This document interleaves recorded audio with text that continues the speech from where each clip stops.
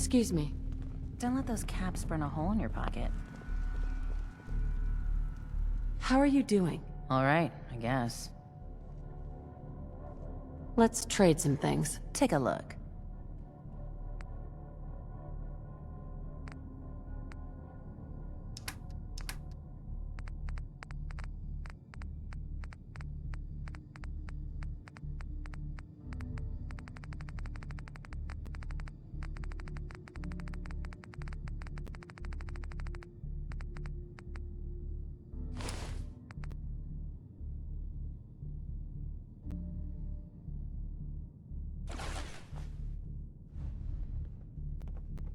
What have you got for sale? Only the best.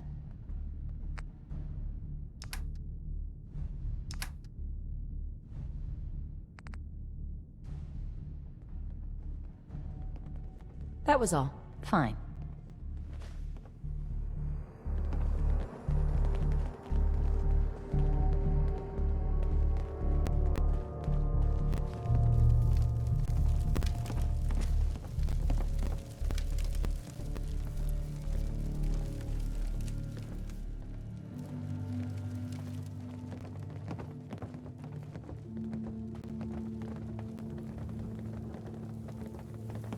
Hey there. Wasn't sure you were gonna make it back in one piece. Any trouble out there?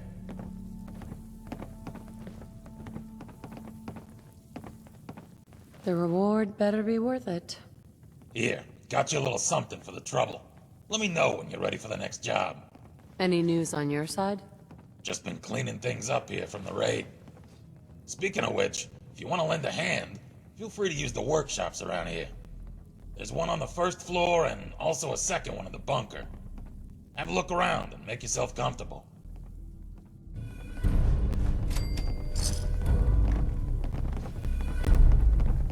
Hey, thanks for your help. Didn't expect help from a stranger. I don't know what would have happened if you hadn't been here. Hey, it was fun. If that's what you call fun, I'm glad you're on our side. Those guys were tough. What do you know about them? Most of the words that spring to mind ain't the ones I'd say in polite company.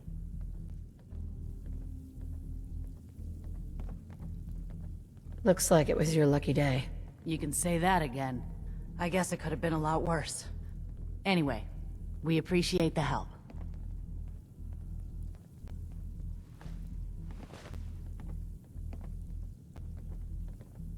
Sorry we got off on the wrong foot. Not looking to cause any trouble. You aren't afraid the gunners will retaliate?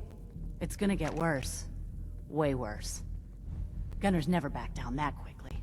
They'll attack anyone they think is too weak to defend themselves. There's nothing left they're afraid of. The only way things will get better is if we stand together. More than happy to stick it to the gunners. We need a way to bring the fight to them. I think with some work we can make a go of it. We're gonna try, at least. We could really use your help. You interested in traveling together? Now there's a question I don't get every day. You know what? I'm gonna take a chance on you. Lead the way.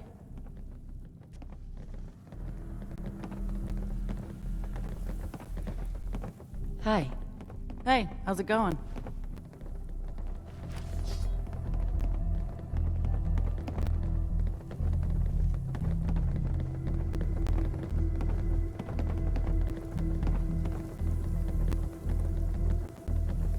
I think I just want to trade. Got anything special?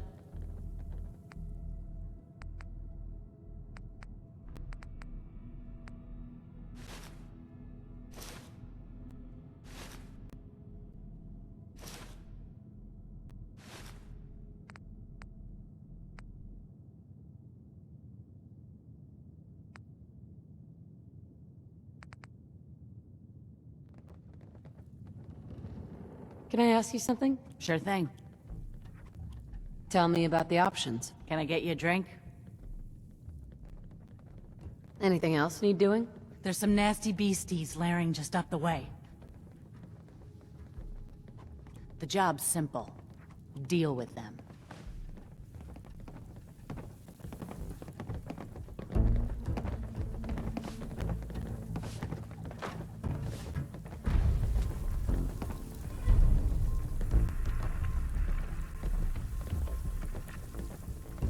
Hey,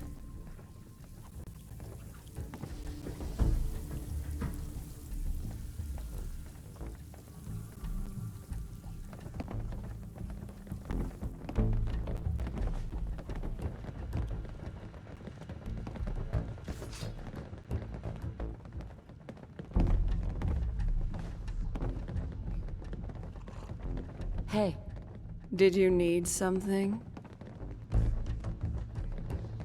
I want to trade a few things. Take a look.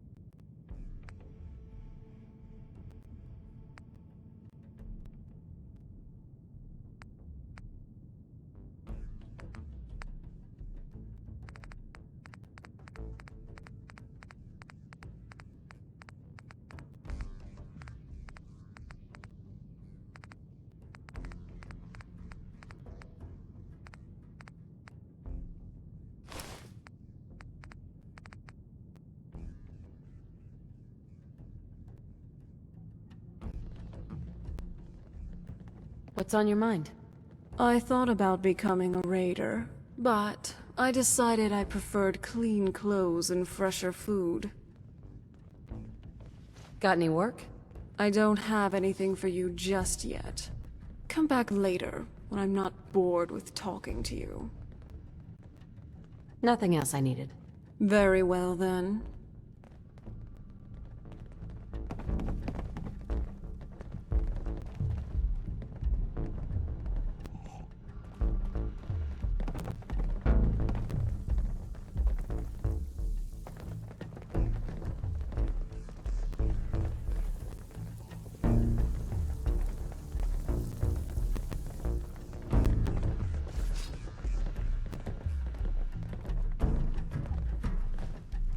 Hey there.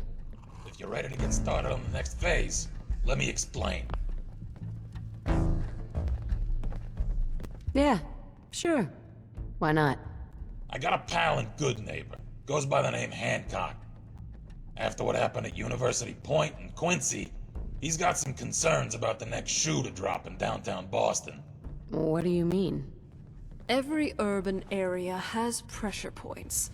Centers of gravity that hold a region's economy together.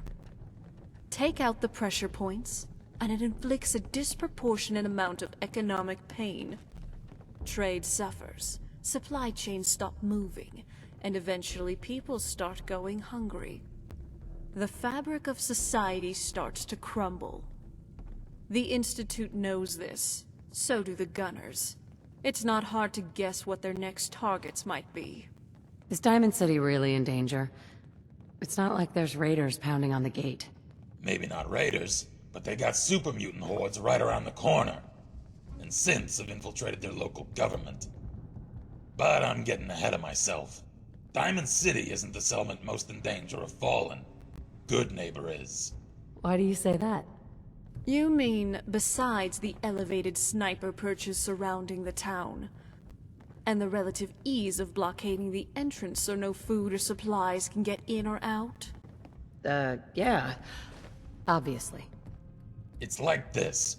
If your settlement is poor, you can't afford adequate security. If your security stinks, your enemies eventually take notice, and sooner or later, they'll either demand tribute or conquer you. So, if you want your city not to get pillaged, you need a functional economy. It's hard to pull off when your clientele is primarily low-end chem addicts and drifters. There's no real money in catering to riffraff like that. For Good Neighbor to survive, it needs to attract a higher class of clientele.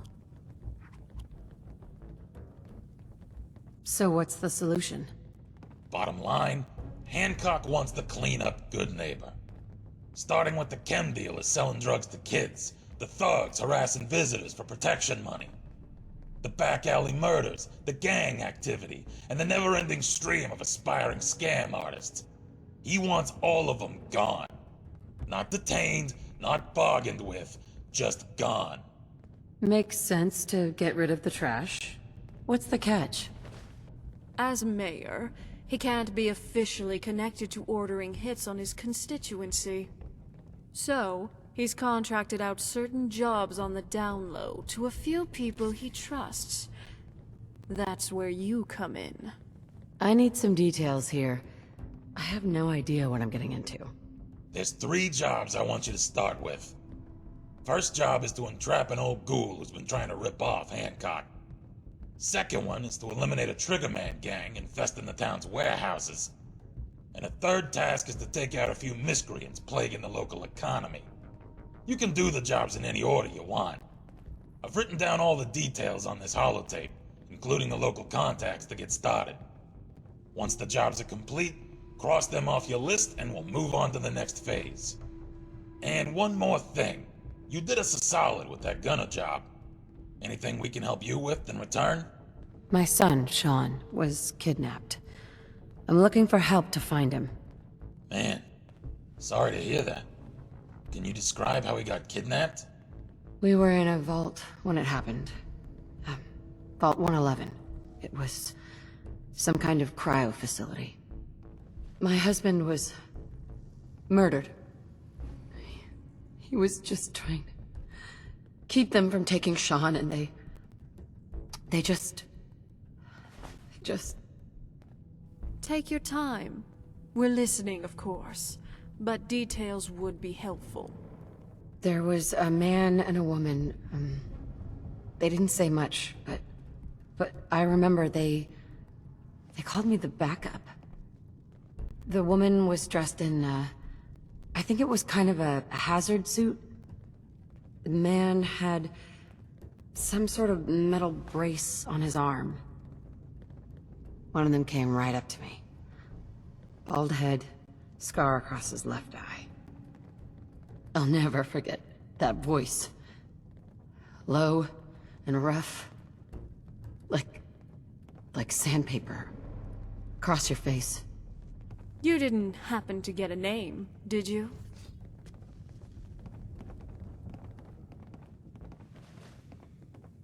I'm sorry, I don't remember. Yeah, I kinda figured. So Vault 111 was a cryo facility? That's crazy. I headed up there once, but it was sealed shut. They had us cryogenically frozen in these pods. But something malfunctioned.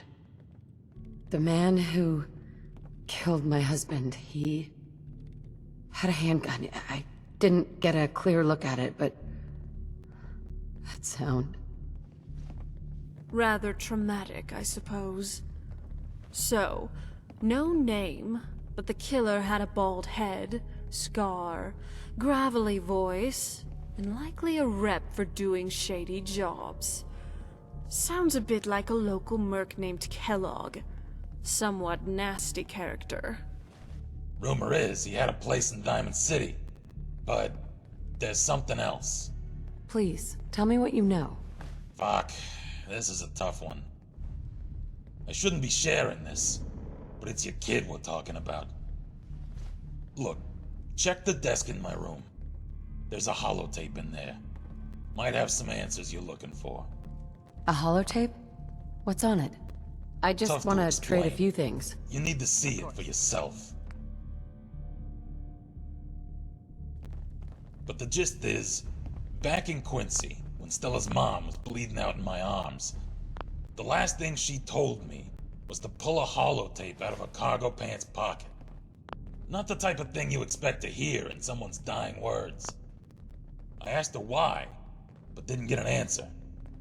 She just whispered to show it to Stella when she was old enough. And just like that, she was gone. Took a while before I could bring myself to read what was on the tape. Part of me wishes I hadn't. I appreciate you telling me all of this. I know it's difficult. Just promise me that whatever happens, you don't mention a word of this to Stella. She doesn't know, and And that's the way it's gotta stay for now. I appreciate the trust. And hey, good luck out there.